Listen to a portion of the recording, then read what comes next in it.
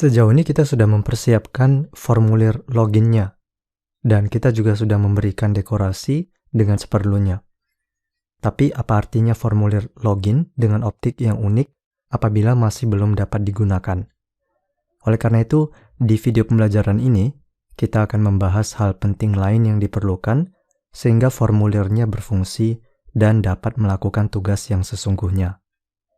Dengan kata lain, kita harus membuat validasi atau verifikasi terhadap formulirnya yang dapat menguji kondisi loginnya, sehingga dapat berinteraksi dengan user. Di file My Website ini, kita memerlukan function yang baru. Saya berikan saja di sini dengan nama access. Jadi apabila nanti tombol loginnya diklik, maka usernya langsung dialihkan ke function access ini, agar data yang diberikan dapat diperiksa. Serta saya mau kembali ke file login PHP, di parameter open form yang masih kita biarkan kosong dari awal ini, harus diberitahukan aksinya, yaitu bagaimana formulirnya ini dapat meraih function access-nya, yaitu melalui kelas MyWebsite, lalu nama functionnya, access. Kemudian saya simpan saja kodenya, dan mari kita lihat sebentar di jendela browser. Apabila tombolnya ini saya klik, perhatikan alamat URL di atasnya ini, maka akan berubah menjadi /access, dan halaman yang ditampilkan tentu saja masih kosong, karena kita belum memberikan perintah apapun sama sekali di function access-nya. Jadi, apa yang harus kita berikan di sini? Ya tentu setting validasinya. Coordinator menyediakan metode setRules, yang digunakan untuk validasi. Metode tersebut dapat diraih dengan menggunakan object this melalui biblioteknya form validation dan memanggil function setRule-nya. Kita akan mampir ke dokumentasinya sebentar untuk melihat bagaimana cara penggunaan metode ini. Di dokumentasi Coordinator, kita temukan di sini pada kategori kelas referensi dengan nama Form Validation Class. Di sini akan Anda temukan penjelasan dan instruksinya. Apabila saya scroll ke bawah sampai pada bagian Setting Validation Rules, dijelaskan bahwa metode function setRules dapat menampung 3 parameter, seperti pada contohnya yang diperlihatkan di sini.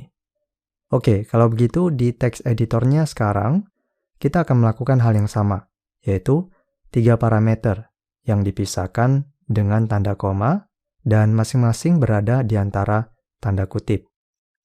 Parameter yang pertama adalah nama eksak dari username-nya yang telah kita berikan sebelumnya, yaitu username. Kemudian parameter yang kedua adalah nama labelnya, yaitu username dengan huruf U besar. Dan parameter yang ketiga adalah aturannya, yaitu kita berikan required di sini, yang artinya di sini diwajibkan untuk mengisi input box username-nya. Selain hanya dengan memberikan required, saya juga mau menentukan di sini minimum karakter yang harus diberikan. Saya berikan saja 4. Selain itu, saya juga tidak mau usernya memberikan tanda kosong spasi di input box username pada saat melakukan login. Jadi saya tambahkan di sini dengan perintah trim. Anda lihat di sini aturan yang satu dengan aturan yang lainnya tentunya dipisahkan dengan menggunakan simbol garis vertikal seperti ini. Nah, aturan yang telah kita tentukan ini, kita berikan juga untuk input box password-nya. Jadi saya copy paste saja, dan parameter namanya dirubah menjadi password. Demikian juga untuk parameter yang kedua. Jadi kesimpulannya di sini, usernya nanti akan mendapatkan peringatan apabila aturan yang kita berikan ini dilanggar. Dan setelah kita memiliki aturannya, maka kita jalankan form validation-nya ini dengan menggunakan metode run, yang kemudian hasilnya disimpan di variabel, saya beri saja namanya result. Setelah itu, kita gunakan if statement di sini.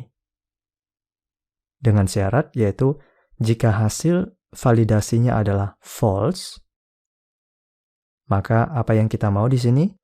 Meloaded file loginnya, di mana file loginnya tersimpan yang berada di berkas users.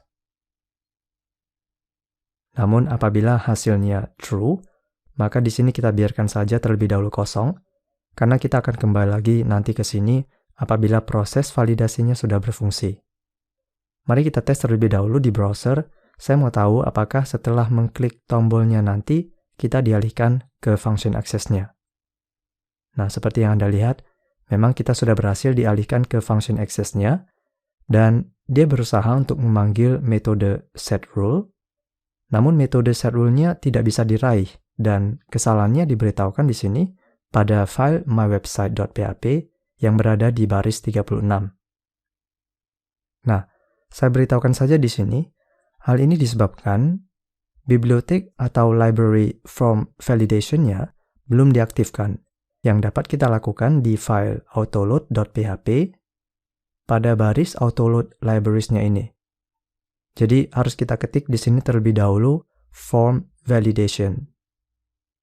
Lalu save. Dan apabila jendela browsernya kita refresh, barulah formulirnya muncul. Oke, selebihnya yang saya mau di sini adalah agar peringatan error validasinya dimunculkan sehingga usernya tahu apa yang salah.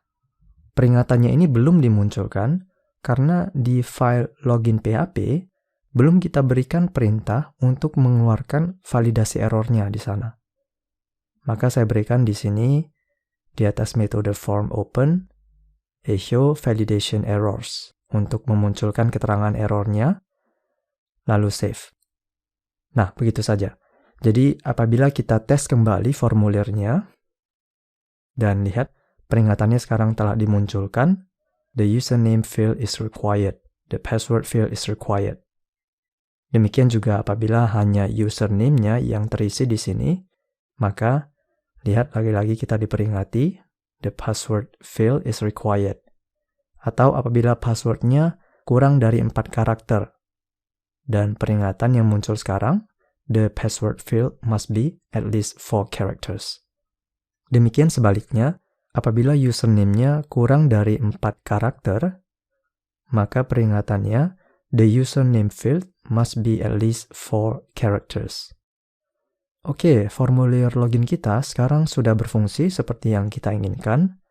Untuk sementara ini saya puas dengan hasilnya, dan saya berharap Anda dapat mengikuti pelajarannya dengan baik. Untuk video pembelajaran berikutnya, kita akan benahi agar halamannya tidak kosong seperti ini. Kita akan mengoptimalkan kodenya dan bekerja dengan menggunakan session.